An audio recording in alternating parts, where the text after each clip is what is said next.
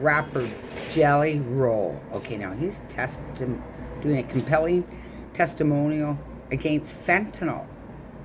Against fentanyl. He actually doesn't harass me and tell me, no, those aren't children, those are teens.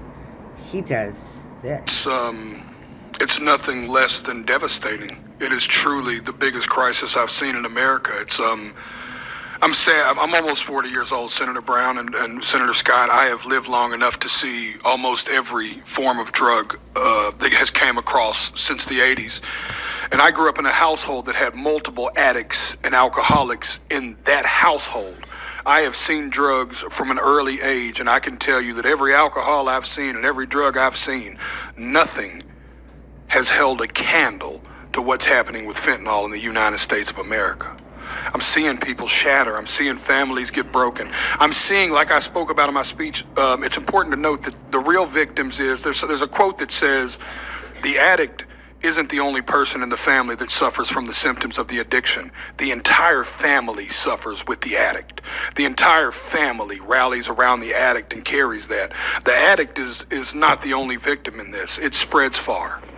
It is time for us to be proactive and not reactive. We were reactive with crack, we were reactive with opioids, and y'all are taking the first step at somebody in Senate finally being proactive.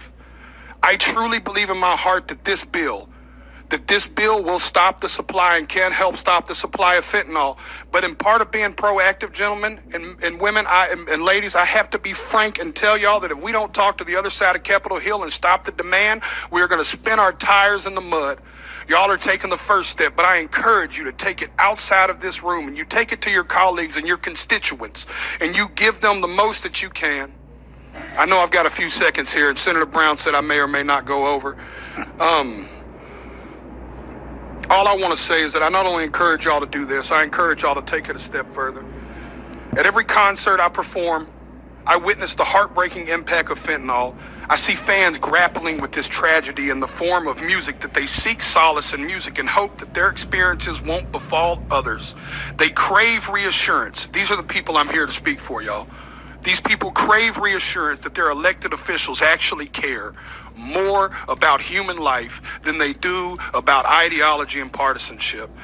I stand here as a regular member of society. I am a stupid songwriter, y'all, but I have firsthand witnessed this in a way most people have not. I encourage y'all to not only pass this bill, but I encourage you to bring it up where it matters, at the kitchen table. The fifth and final